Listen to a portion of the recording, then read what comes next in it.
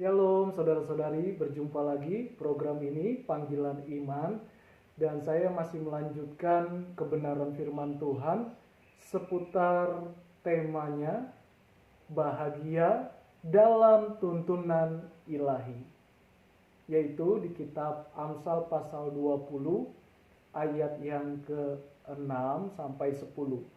Bagian kedua 5 ayat saya membagikan renungan firman Tuhan. Tahukah saudara bahwa hidup ini selalu harus ada tuntunan? Dalam pekerjaan ada tuntunan, ada aturan atau aturan mainnya. Demikian hidup orang percaya harus ada tuntunan ilahi. Untuk kita lebih lagi mendengarkan kebenaran firman Tuhan, mari kita awali selalu dalam doa. Haleluya. Tuhan Yesus, kami datang kepadamu, kami memerlukan selalu tuntunan ilahi, tuntunan Tuhan, supaya hidup kami berkenan dan menyenangkan hati Tuhan. Terima kasih Tuhan, hamba berdoa buat mereka yang mendengar saat ini. Tuhan menguatkan mereka, memampukan mereka, Tuhan tetap setia. Apapun keadaan kami, Engkau tetap setia. Dan Tuhan mengurapi kami dengan roh-Mu. Nama Tuhan Yesus saja dimuliakan. Haleluya. Amin. Mari saudara buka Alkitab kita, atau saudara bisa menyimak dalam firman Tuhan Amsal pasal 20 ayat yang ke-6 sampai 10. Saya akan jelaskan.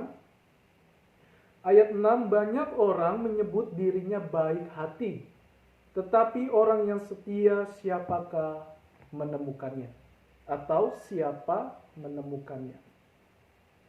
Banyak orang yang menyebutnya baik hati. Hidup ini memang harus melakukan perbuatan baik. Tetapi perbuatan baik kita bukan untuk masuk ke kerajaan Allah. Tapi karena Allah begitu besar kasih-Nya akan hidup kita, sehingga kita juga harus mengasihi, berbuat baik. Itulah hasil dari keyakinan kita atau iman kita, buah pertobatan kita adalah berbuat baik. Namun di ayat 6 ini banyak orang menyebutnya baik hati. Tetapi orang yang setia siapakah menemukannya? Saudara, baik hati itu penting. Tetapi masihkah kita setia? Karena kitab Amsal ini berbicara tentang pikirannya Tuhan, yang dituangkan, yang dimasukkan oleh penulis, yaitu Raja Salomo. Raja Salomo dikenal dengan orang yang mencintai Taurat Tuhan, melakukan Taurat Tuhan, sekalipun dia ada kesalahan. Tetapi satu sisi Salomo mempunyai hikmatnya Tuhan. Seorang raja, ia mengenal Tuhannya dengan benar. Ayat yang ke-6 ini, betapa pentingnya kita harus setia. Memang setia tidak ada ukuran.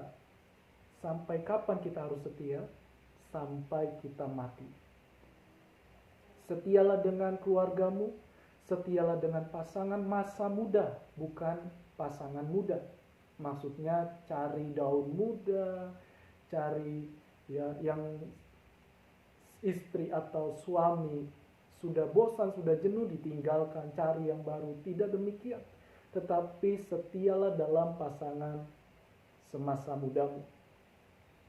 Setialah dalam keluargamu, anak-anakmu, pekerjaanmu. Terlebih engkau melayani Tuhan, mengasihi Tuhan. Betapa pentingnya orang yang setia, karena Tuhan itu setia buat saudara dan saya. Jadi tetaplah setia, jangan mundur dari segala kesetiaan saudara. Sekalipun kesetiaan saudara mungkin diremehkan, tidak dihargai, direndahkan, tetapi Tuhan itu adil. Tuhan melihat engkau yang sungguh-sungguh, dengan tulus hati, engkau bisa setia, apalagi engkau bergantung kepada Tuhan. Mungkin belum sekarang kita lihat, tapi kesetiaanmu, perbuatan baikmu tidak akan sia-sia. Karena Tuhan sudah menyelamatkan kita, mengasihi kita, maka kita juga harus setia. Sekali lagi, setia tidak ada ukurannya. Tetaplah setia, andalkan Tuhan, libatkan Tuhan dalam kesetiaanmu. Ayat 7, orang benar yang bersih kelakuannya, berbahagialah keturunannya. Orang benar itu adalah orang yang di dalam Kristus, orang yang lahir baru, orang yang beriman, orang yang mau berakar, bertumbuh dan berbuah kerohaniannya. Jadi bukan berbicara tentang keagamaan Kristen. Karena tidak jaminan sekalipun kita beragama. Tetapi kata Kristen artinya kita sama, kita mau serupa seperti Kristus. Di mana Kristus adalah Sang Firman itu. Di dalam Dia menjadi ciptaan yang baru, yang lama sudah berlalu, tetapi sesungguhnya yang baru sudah datang. Terang kebenaran ada dalam hidup saudara.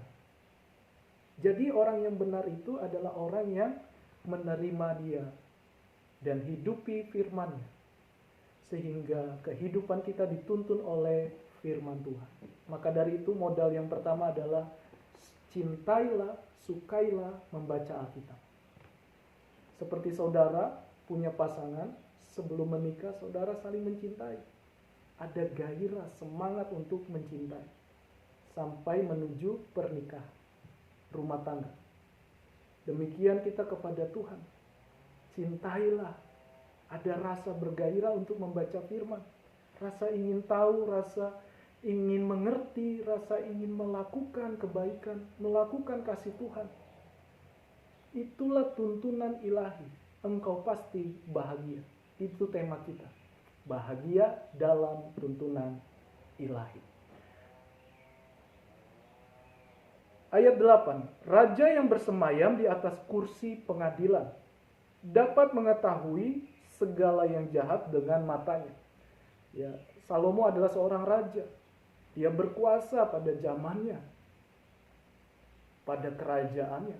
Apa yang dia ucapkan, apa yang dia katakan akan dijalankan. Dan dia penuh hikmat.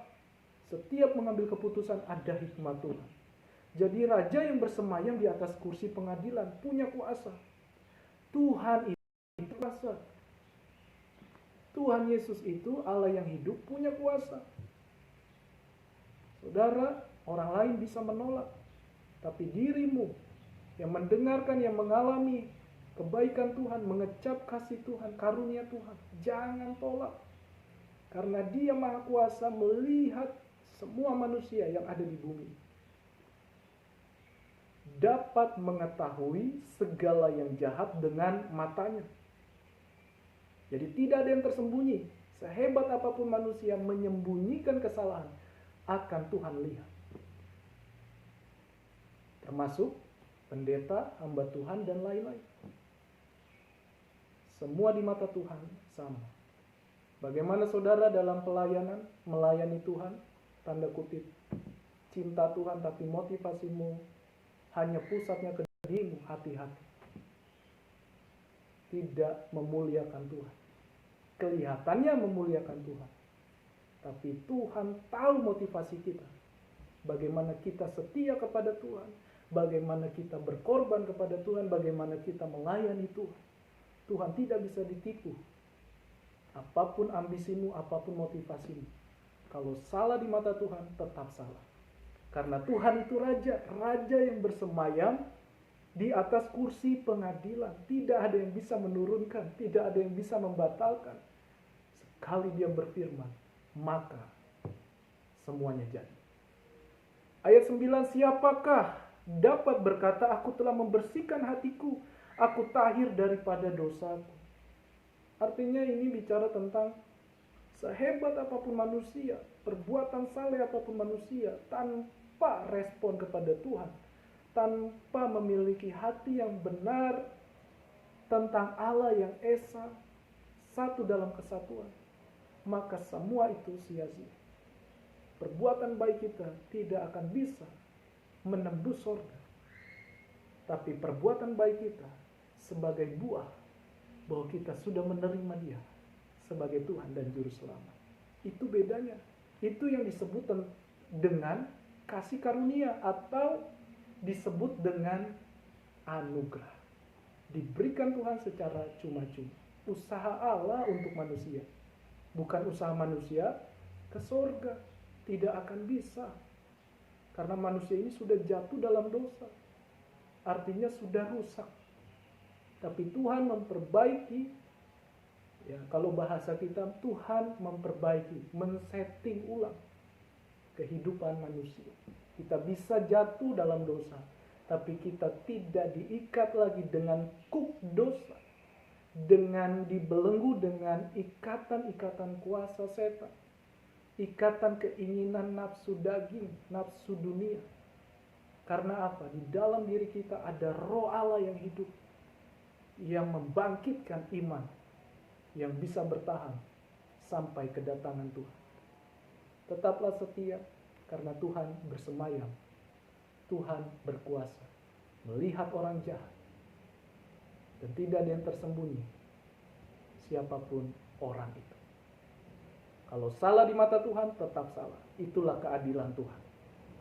Jadi ayat 9 ini, siapa dapat berkata, aku telah membersihkan hatiku, aku tahir daripada dosa. Sehebat apapun manusia, sesaleh apapun manusia, tanpa respon benar dengan Tuhan, semuanya nol. Semuanya sia-sia. Ayat 10 terakhir, dua batu timbangan, dua macam takaran, kedua-duanya adalah kekejian bagi Tuhan. Ya, dua macam batu timbangan, ini suatu tradisi atau yang digunakan sebagai alat ukur bagi orang Yahudi. Dua macam batu timbangan, dua macam takaran, kedua-duanya adalah kekejian bagi Tuhan. Apapun yang sudah disetting oleh manusia, apapun yang sudah diatur oleh manusia, jika itu bukan dari Tuhan, tidak berkenan, jahat di mata Tuhan. Saudara, inilah tuntunan ilahi buat kita semua. Saya membagikan renungan firman ini, artinya saya juga tidak luput dari kesalahan. Sama-sama kita bertumbuh sama Tuhan. Saudara mau bahagia? Bahagia, ikutilah tuntunan ilahi. Karena kitab Amsal membawa kita kepada tuntunan ilahi. Amin. Semangat selalu, setia selalu, jangan menyerah, jangan putus asa. Apapun persoalan saudara, masih ada tuntunan ilahi yang membawa engkau kepada kebahagiaan. Ingatlah, kebahagiaan kita bukan diukur dari dunia. Itu hanyalah bonus. Kebahagiaan dunia harus terkenal, harus hebat, harus kaya, harus banyak segalanya, harta, uang. Sekalipun itu tidak salah. Tetapi kebahagiaan kita bukan bergantung pada hal itu. Kebahagiaan kita kalau kita mau dituntun oleh firman Tuhan. Jangan keraskan hatimu, jangan menolak, jangan ragu. Sekali Dia berfirman, maka semuanya jadi. Tuhan Yesus memberkati. Mari kita akhiri selalu dalam doa. Haleluya. Roh Kudus, terima kasih Engkau ada bagi kami. Engkau berbicara atas hati kami, pikiran kami. Kami mau hidup dituntun oleh firman-Mu. Kami mau setia.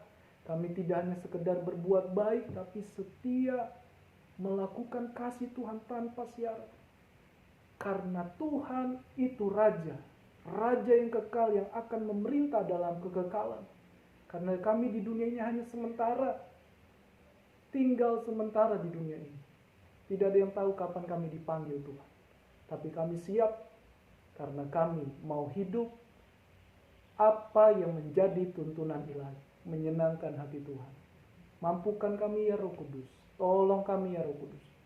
Bahkan dalam setiap masalah kami dan iman, kami tidak mau mundur, kami tidak mau menjauh dari Tuhan. Terima kasih Tuhan. Dalam nama Tuhan Yesus, kami sudah berdoa. Haleluya.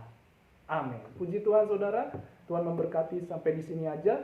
Saya percaya firman Tuhan, Roh Allah akan bekerja buat hidup saudara. Mari ikut dalam kebahagiaan, yaitu tuntunan ilahi.